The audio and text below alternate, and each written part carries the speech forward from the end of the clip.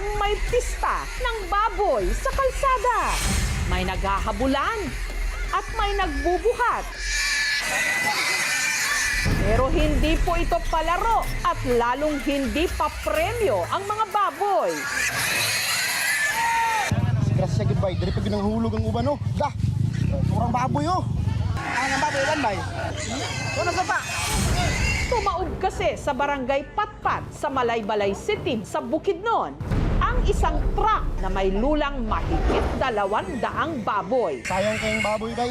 Pangsunod ka no? Ba? Di pangsunod na sa to. Ito na, naghina-hina na sila sugba. Pag-angat na ng kinarga ng baboy, kanya-kanya ng hawak yung mga tao doon ng yung baboy. At nang nagtakbuhan ng mga ito, nagkanya-kanya rin ang habol ang ilang mga residente. Baboy na yun talagang kukuha ka din.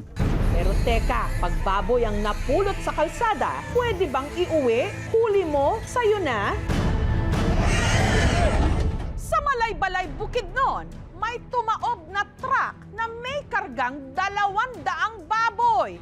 Nang nakawala ang mga ito, aba, ang taong bayan, kanya-kanya ng kuha. Paano naman ang may-ari?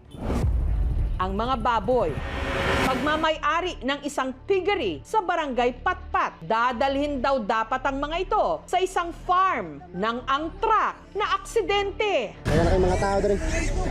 Nayabo. Nagkaproblema lang kasi hindi siya nakaakyat. Pagdating niya dito, dahan-dahan tumagilid ang truck dahil po sa 200 na kargang baboy, ang truck ay nadala sa bigat ng baboy. Rescue na bay, rescue. Gawin na kayong baboy hug. At ang mga residente, nakarinig daw na sinabi di umano ng driver na okay na. Pagkarinig nito, nagkarambola na. Dahil wala naman daw nagbawal sa mga residente na hulihin ang mga baboy, si Edwin na napadaan lang noon matapos ihatid ang kanyang anak sa eskwela, nakigulo na rin. Kanya-kanya ng hawak yung mga tao doon ng yung baboy. Baboy na yun talagang kukuha ka din. Hanggang nakahuli siya ng isa. Sakto raw dahil malapit na ang birthday ng kanyang anak. Pang litson sana sa karawan ng anak ko. 5 taon yan ngayong 17. Isa pa sa mga pinalad, si Merlin. Nidagan ko dito sa karsada, nagkagulo ng mga tao. May baboy karakaw-lakaw sa kabog. Kinagasaykuan sa kenan. Ang kanyang nahuli, balak daw ni Merlin na litsunin para sa paparating nilang fiesta. May ulam yun kami. Mga 2 days, di pa namin maubos yun. Ang may-ari ng piggery tumangging magpa-interview pero naglabas ng pahayag. Paglilinaw ng may-ari, hindi sila nagbigay ng permiso sa mga residente na free for all ang mga nakawala nilang alaga. Depensa naman ng mga tiga-barangay Patpat, wala raw sila noong balak na kunin ang mga baboy. Ayon kay Felix, hindi naman daw agad pinagpiestahan ang mga ito. Tumulong pa nga raw sila na maitayo ang truck. Dapat ini bay. Gigi, dira. May baboy kasi sa sasakyan na naipit. Pinagtulungan namin yon para makuha siya kasi naawa po kami.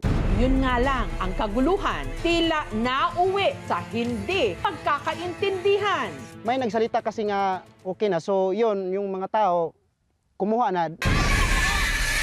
Baka na misinterpret lang kasi yung sasakyan kasi na bangon na hindi namin alam kung ano ba yung okay na, yung sasakyan ba or ang baboy na pwede pa kumuha na. Sa sobra kasing daming tao, di na maklaklaro yung ganon. Yung staff ng farm doon, naka-video lang. Sabi nila, hindi na daw ibalik sa farm. Sunugin na daw. Sayang naman kung sunugin na nila, kunin na namin. Ilan ko tang inginan nga, dili unta ipakuha. Kita pa nga ton sila maghipos ilang. Ang may-ari ng farm nakipag-ugnayan na sa mga otoridad para raw sana maibalik sa kanila ang mga baboy. Naggawa na lang kami ng rekorida na nag-ikot sa barangay namin. Kung sino man yung nakakuha ng baboy ay sana isauli nila. Ang tanong, ibabalik pa kaya nina Edwin, Merlin at ang iba pa nilang mga taga-barangay ang kanilang mga nahuli? Nung nalaman ko na pinapauwi yung baboy, sinuli ko na rin po doon sa sa barangay.